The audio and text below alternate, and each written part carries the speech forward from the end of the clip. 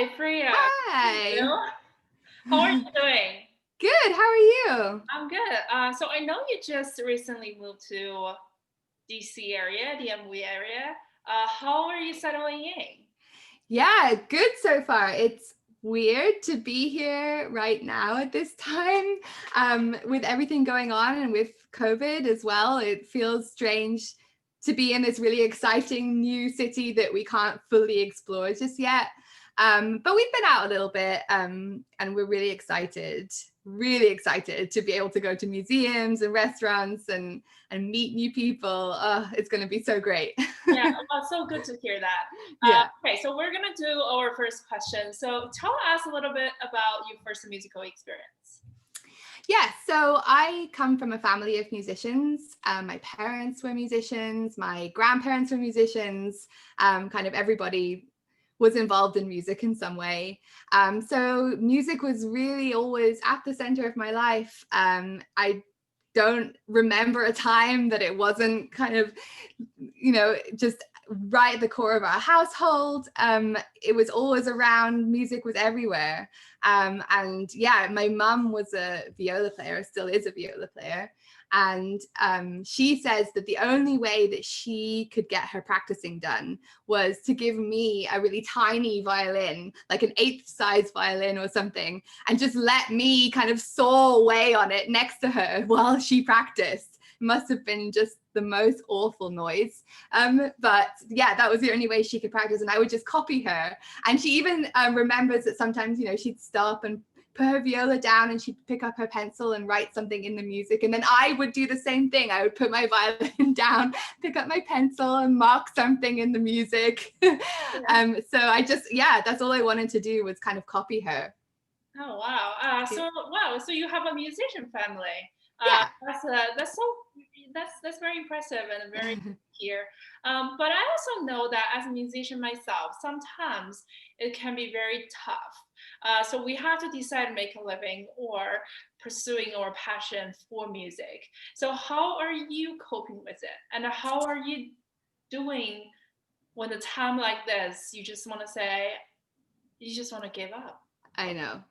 Yeah. It's What really difficult. what is carrying you, keep you going? Yeah, it's really hard, to be honest. It's difficult now, and it's been pretty much difficult since the beginning. um yeah, it's hard. I think it's about finding a balance within your time and your energy, and kind of planning your schedule around that balance. You have to pay bills, you have to pay rent, you have to eat. So you just have to accept some work that maybe isn't the work that you planned for, when you first, kind of decided to go down this path. And it's maybe not fun. It could be gigs that just aren't fun, wedding gigs or something. Yeah, you just have to kind of plow through it and accept it for what it is. But then I think it's important to have the projects going as well that really you love and really you're passionate about. If I have a project going that I just love and I'm really excited about, if I'm recording a CD, or if I have a collaboration with my friends coming up and I know I have that, even if it's not that often, then it makes all the other not so fun stuff feel okay.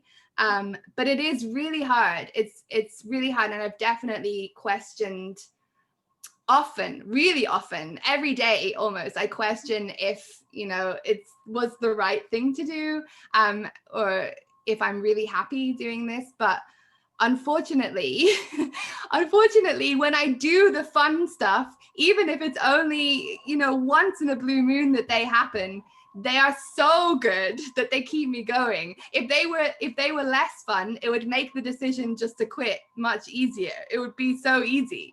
But unfortunately, because those moments are so magical and special, and really inspiring, if you get to play with somebody who you really admire, they're enough. They're enough to make all the other stuff kind of fade away and, feel fine to deal with.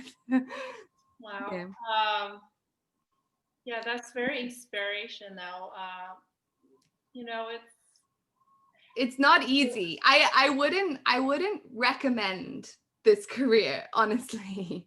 I really wouldn't recommend it unless you can find a way to really make it work for you. And I should also say that I'm in a partnership and my husband is not a musician. He's a scientist. Having two different fields, it helps. It definitely helps. Yes, definitely. I have not yet been put in that most critical kind of decision making where you really have to, it's a kind of a life or death situation that you really have to Yes, consider what you're going to do. So I'm very lucky in that way. It worked out. It somehow worked out that way for me. Yeah. Okay. So we're gonna move to the next question. So tell us a little bit more about your recent See, Hear, and Read. Yeah, okay. So I am currently reading this book called Soviet Milk. It's by a Latvian author, I believe, called Nora Ikstena. And it's set in Soviet era Latvia. It's about the relationships between a daughter and a mother and a grandmother, and the kind of generational differences between them and how they are dealing with the situation that they're living in, which is, it's very dark. I'm going to lie, it's not the most uplifting read, but it's a really, so far it's very beautifully written and I'm really enjoying it. So I would recommend that. For seeing, I've got this really good routine going with my husband. We are big cinema lovers. We love movies, we love films. It's something we're really missing. We've really missed being able to go to the movie theater since COVID and everything. So we started this new thing pretty early on, back in March or April, where every Sunday afternoon, evening, we kind of create a mini movie theater in our living room, where we choose a movie, we turn off all the lights, we make popcorn, we have like special drinks, and we turn off our phones, everything. So we're really fully present, and we always put a lot of effort into choosing a really good movie, choosing a really good film. And it's something really fun to kind of talk about during the week, like, making a decision together, like, what are we going to watch? And yeah, it's been really fun. So last Sunday we watched a movie called Loving. It was really good. It was the story of the first interracial couple in Virginia to take their case to the Supreme Court to make it legal for them to live in Virginia, and it was a really amazing story. So I think it's the name was Richard Loving versus the state of Virginia. Was in like the 1960s, and all about how they kind of battled their way to just be together.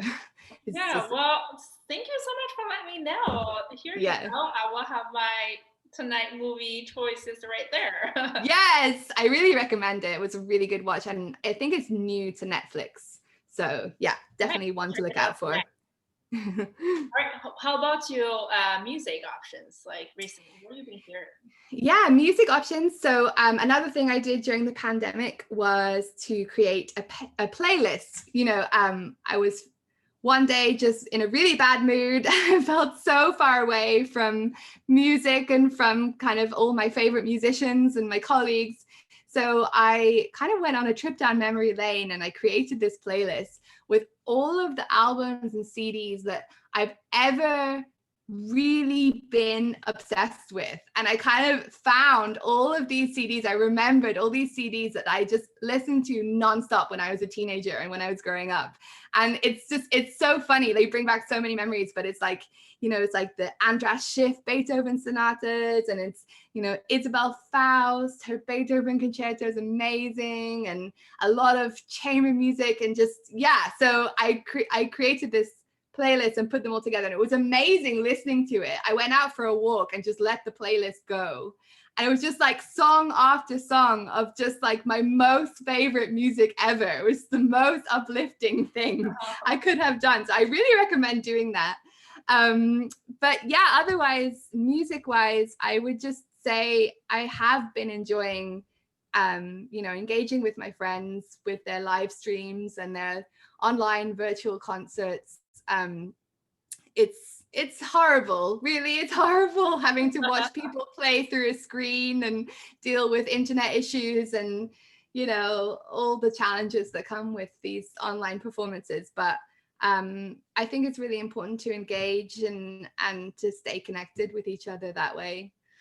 Well, that's definitely, you guys are doing an awesome job right there. So from your bio, like I was reading, so you definitely, fair to say, you're a world-class musician with a successful career in Europe. So what brings you to Washington, D.C., and what is your musical experience so far in the United States, especially under this kind of tough circumstances? Yeah. So I guess I was living in Germany for a few years. That's where I met my boyfriend, now husband. And we were living there, and I was finishing my master's degree and he was finishing his PhD, and we were kind of coming to this natural conclusion. We were looking for what the next step would be. And he got a job offer from the University of Arizona in Tucson. And kind of when it first came up, I was very hesitant. It's fair to say I was kind of like, what am I going to do in Tucson? I don't know anybody there. I don't know what the musical scene is like there. Anyway, you know, we ultimately decided to take a risk and to kind of go for it and see what we could make of it.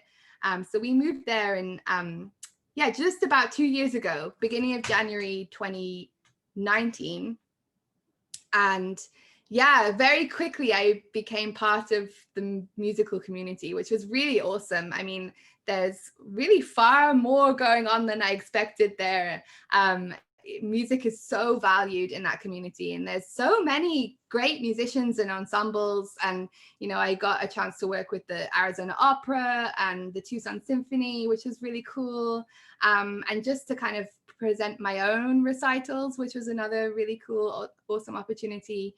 So that was great. And then I think, you know, after a few months of COVID and everything shut down and there was no more concerts, and definitely no more concerts until what's predicted to be later this year, next season, it maybe brought that kind of end, the close of that time of our lives a bit sooner than maybe we had initially hoped for.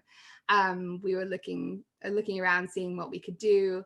And I have a lot of colleagues out here on the East Coast, people who I really wanted to be closer to and musicians who I wanted to play with more. And my husband got a job out here ultimately. So yeah, that's what we decided to do. We decided to move to Washington, and we've just been here for a couple of weeks. And yeah, I'm really excited to be here.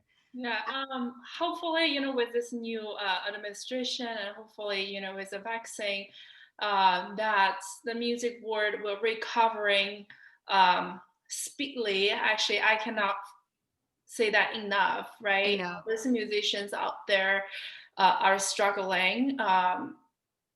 So I think that's the most important things, that after the pandemic, everyone are looking for, not just physically recovering, but also the spiritually, the mentally, how they recover from this just horrible timing. Yeah.